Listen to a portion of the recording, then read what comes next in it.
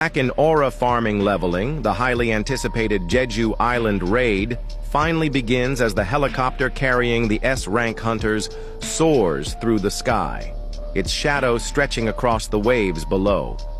The ominous shores of Jeju Island grow closer with each passing second, signaling the start of a battle unlike any before. Amid the tense atmosphere, Goto Ryuji sits apart from the other hunters, gripping his phone tightly. His usual confidence is nowhere to be seen as his gaze drifts to the faint marks on his hand. Remnants of his brief yet haunting confrontation with my glorious king, Sung Jinwoo. His fingers tremble involuntarily as the memory resurfaces. He recalls the suffocating pressure, the overwhelming aura, and the chilling sensation of facing something far beyond human comprehension.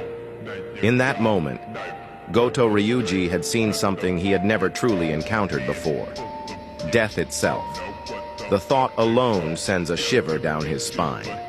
Frustrated, he exhales sharply and drags a hand down his face, trying to ground himself in reality. "I guess I've really become too sensitive," he mutters under his breath, forcing himself to shake off the lingering fear. But no matter how much he tries to dismiss it, the feeling remains. Off the coasts of China and Taiwan, enormous battleships stand ready to intercept any escaping ant armies. Similarly, the waters around Jeju Island are heavily fortified with a fleet of warships, marking the beginning of the long-awaited battle. As the scene shifts, various guilds prepare for their designated roles. The Knight Guild takes up the front-line defense, while the Fame Guild is positioned at the rear, providing crucial support. The Reapers and Hunters Guilds are strategically placed to ensure a coordinated assault. Meanwhile, the White Tiger Guild forms a defensive line on the mainland, reinforced by retired hunters and awakened individuals who no longer serve as active hunters, but have returned to aid in the operation. Inside a helicopter en route to Jeju Island, tension fills the air as the S-rank hunters converse with a cameraman assigned to document the raid. Baek Yunho, noticing the man's unease, questions Gogenhee's decision to involve him in such a perilous mission. Ma Dong-wook, unconcerned, casually remarks that the cameraman will have to fend for himself. Despite his trembling hands and visible fear, the cameraman reveals that he is actually an A-rank hunter. He explains that while some awakened individuals like him have chosen to live ordinary lives, they are stepping up for this crucial mission. Trying to lighten the mood, Dong-wook reassures him by noting that since Gogenhee approved the broadcast, the odds of success must have already been calculated. However, Baek remains deep in thought, silently reflecting on the gravity of the situation. If this raid fails again, he thinks, Korea itself might not survive. Shifting the conversation, Baek notices Byung-gu, the retired healer, and expresses his surprise at seeing him take part in the operation. Byung-gu, in a playful tone, jokes that Baek will probably be the first person he'll need to heal, given his reckless tendency to charge at monsters. Cha Hai-in then joins the discussion, asking Baek if he has met Sung Jinwoo before the raid. Shaking his head, Baek replies, "No, I haven't." Should I have? Before the tension can escalate, Dong-wook lets out an awkward laugh and interjects, "Ha ha ha." Now it begins.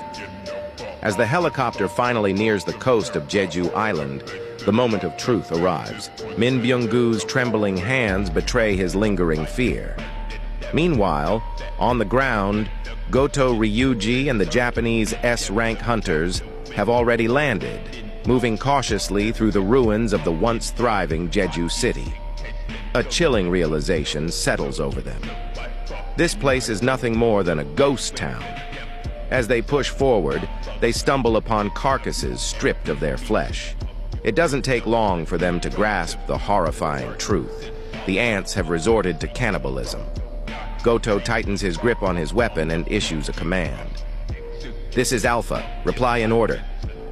One by one, his squad responds, "Bravo! Charlie! Delta!" Without hesitation, Goto roars, "Unleash!" A powerful surge of mana erupts from the Japanese hunters, signaling the beginning of the raid. Almost instantly, the mountains tremble as a deafening buzz fills the air. Swarms of ants emerge from the depths, their wings beating furiously as they charge toward the helicopter. But before they can reach their target, Choi Jong-in steps forward. With a flick of his wrist, he casts Flame Spear, sending a massive blaze streaking through the sky, incinerating dozens of ants mid-flight. Watching in awe, Min Byung-gu mutters, "Amazing," but Choi remains unfazed. With a serious expression, he replies, "Not quite as impressive as you think."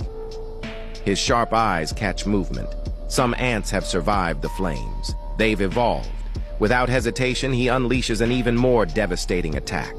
A storm of fire engulfs the sky, disintegrating the remaining ants in an instant. Then, without waiting for the others, Choi leaps from the helicopter, diving straight into the swarm below.